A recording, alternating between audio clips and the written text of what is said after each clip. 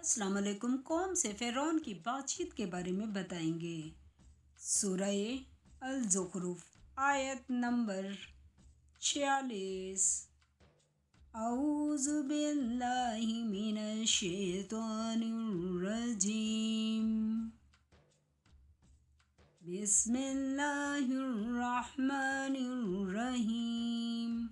Like करें, subscribe करें और बेल आइकन पर क्लिक करें। और हमने मूसा अलैहिस्सलाम को अपनी निशानियां देकर फ़िरौन और उसके दरबारियों की तरफ भेजा तो उन्होंने कहा, मैं अपने परवरदिगारे आलम का भेजा हुआ हूँ। सूरह ज़ुख़रुफ़ आयत नंबर 47। जब इनके पास हमारी निशानियां लेकर आए तो वो निशानियों से हंसी करने लगे। सूरह ज़ुख़रुफ़ आयत नंबर 48। और जो निशानी हम इनको दिखाते थे वो दूसरी से बड़ी होती थी और हमने इनको अज़ाब में पकड़ लिया ताकि बाज आएं। सूरह ज़ुख़रुफ़ आयत नंबर 49।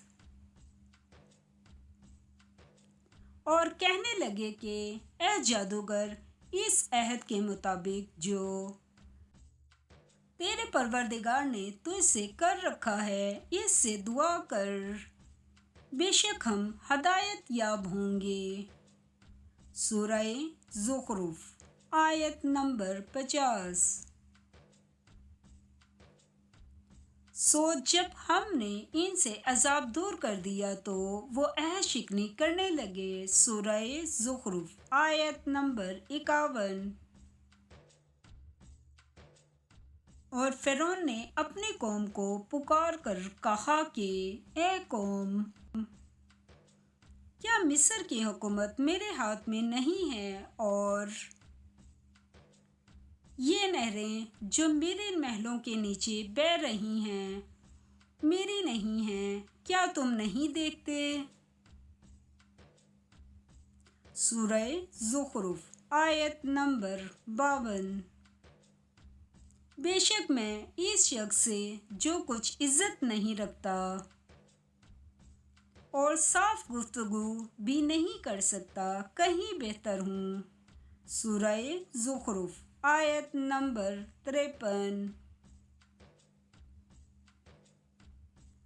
तो उस पर सोने के कंगन क्यों न उतारे गए, या ये होता कि फरिश्ते जमा होकर इसके साथ आते। सूरह ज़ुख़रुफ़ आयत नंबर 54। गर्ज इसने अपनी कौम की अकल मार दी और उन्होंने इसकी बात मान ली, बेशक वो नाफरमान लोग थे। सूरह ज़ुख़रुफ़ आयत नंबर 55।